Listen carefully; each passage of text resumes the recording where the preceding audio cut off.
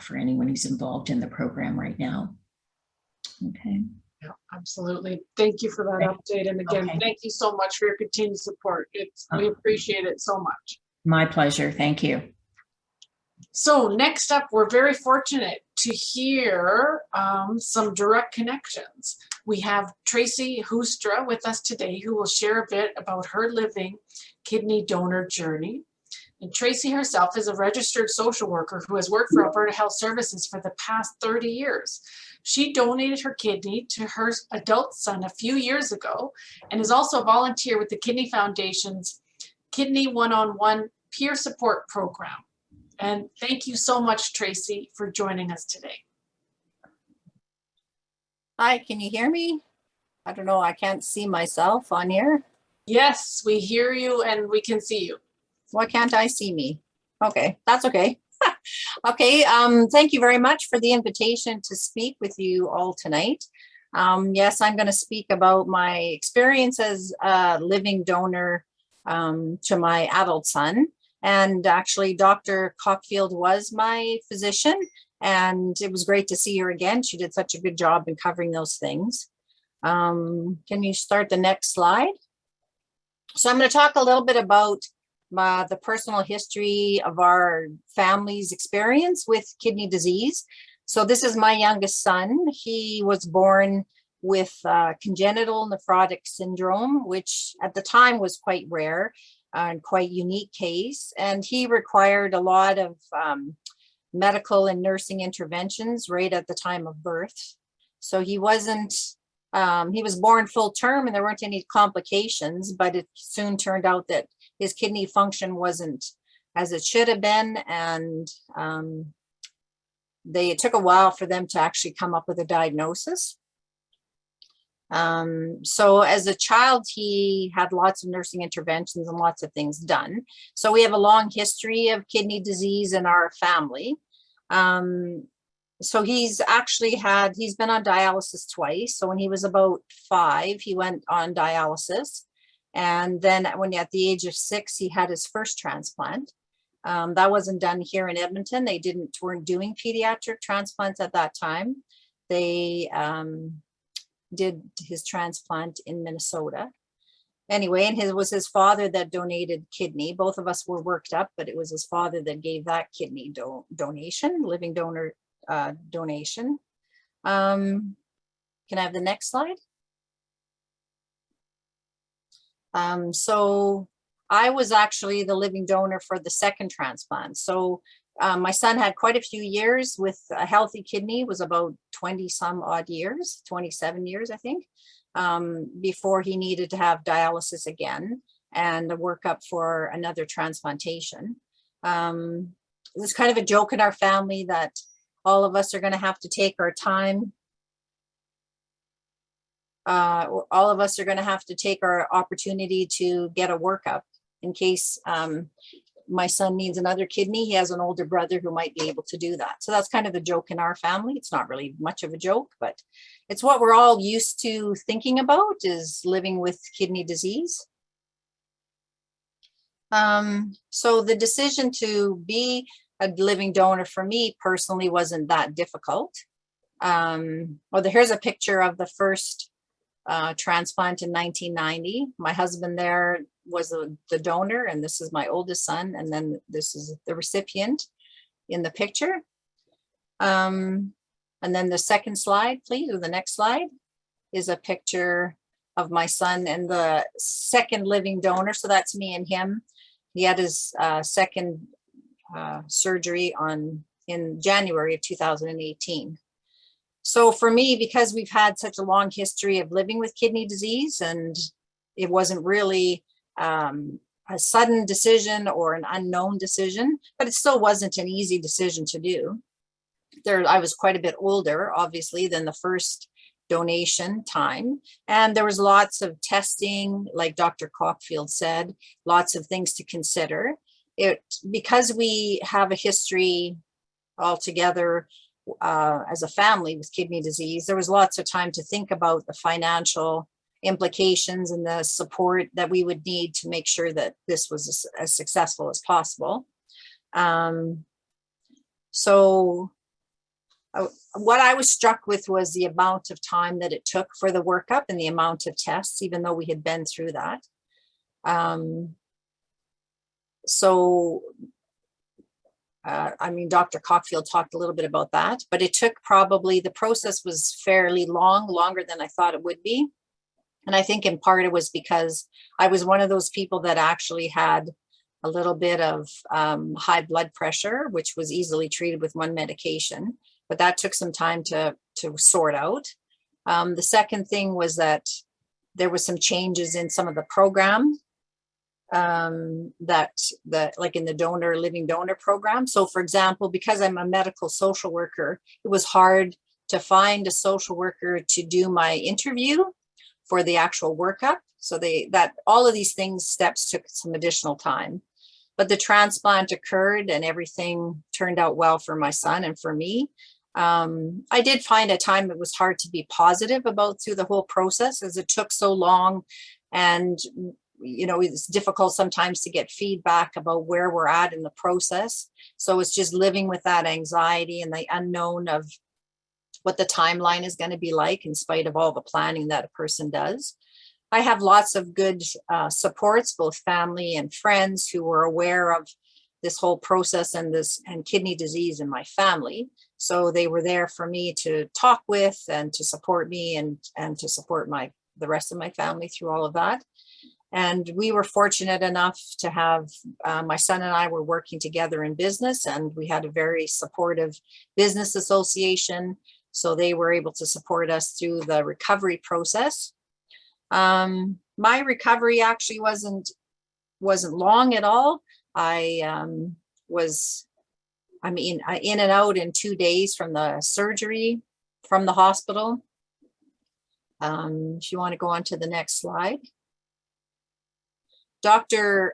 Cockfield talked a lot about the benefits of being a living donor, so I'm not going to go through that again. For us in our family, for my son to be independent again, I mean, as a young adult, he was in his 30s, to be free from dialysis 3 times a week and to actually feel well enough to return to work full time and you know, be away from the constraints of dialysis was a huge lift of the burden on our family. I know that lots of recipients wait for a long, long time to get a workup and to get a donation of a kidney. So I think that that's really important to keep in mind. Certainly the Kidney Foundation was a great source of support and information for us. I mean, there was a couple of opportunities to talk about the process before we were even working up as a donor, or I was worked up as a donor. So I think that what's really important, I think, to talk about the psychosocial impact. I mean, I felt that I felt good about being able to donate. I felt good about my son's ability to reduce the demands that he made on the dialysis unit, that he was feeling better, more productive, able to go back to school. I mean, his whole outlook on life improved quite a bit. That was all quite important for all of us. And so I just want to always give back as much as I can to the Kidney Foundation and to anybody who wants to speak with me. So as mentioned, I am a volunteer with a one-to-one and have been able to speak with other donors who are either thinking about it or in the process or have already donated, and how they have managed to work that into their life. So for me personally, I didn't have any medical complications, like I said, and I was fairly healthy beforehand, and I just continue with a healthy lifestyle. I drink lots of water to keep my remaining kidney functioning pretty well. And I've been healthy throughout this whole, the 3 years post-transplant. So that's been my experience. I just wanted to keep it fairly short. I think that it's kidney donation or any organ donation or blood donation is really an act of love. Whether or not you're related to the donor is, I mean, probably even more of an act of love in some ways if you're giving to somebody who's a stranger to you. If I have a sense of a physical connection for sure, but also a spiritual connection with my son. And I just want to say thanks to the Kidney Foundation for inviting me to be a speaker.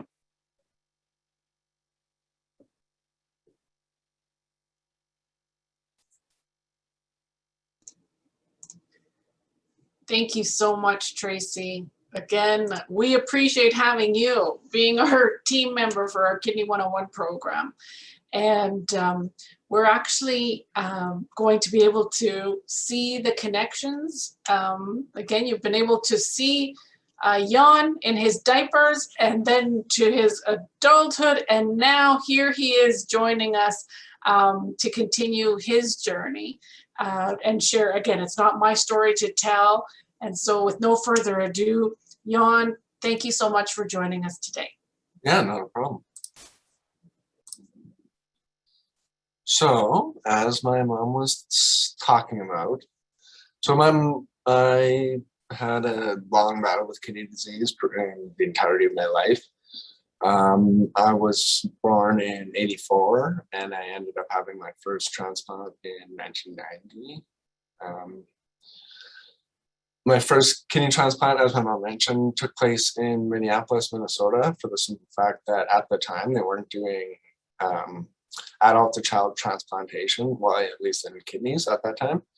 So we had to go to Minnesota, which gave us actually kind of a different experience, I think, just being able to meet the American nurses and doctors, and just kind of, it made it into more of an adventure, at least as a little kid. I remember we actually flew over on Halloween night, and I wore my costume on the airplane and everything. It was pretty fun in a way. And so then after my first transplant, I was able to kind of get back to a regular life, resume going to school regularly, and I was able to play hockey as a kid. I played soccer. It was all very normalizing and able to get back with my peers, which was great. And then I was able to, as my mom was saying, attend school quite normally and live a fairly normal life of a child, eventually turning into a teenager. Once I was done high school, I entered into the trades, where I worked as a sheet metal worker for about a decade.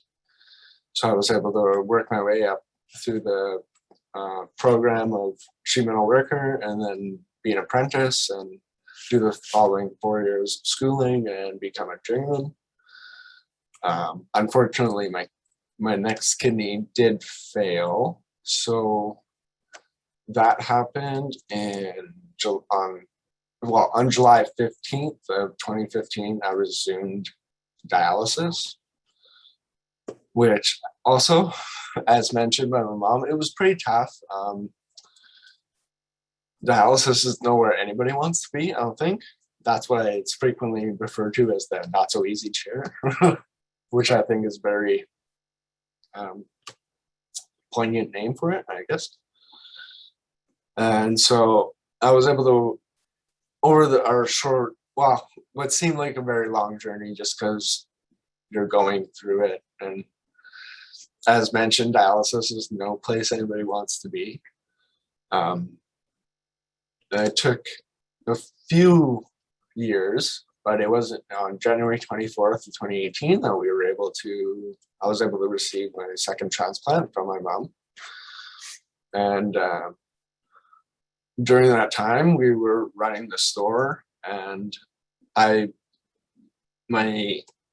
desires kind of shifted, and I wanted to begin university. And the way everything kind of worked out, we were able to sell off our store and everything and our merchandise, and then we worked our way into, or I worked my way into being a student, and I am following in my mother's footsteps, and I'm becoming a social worker.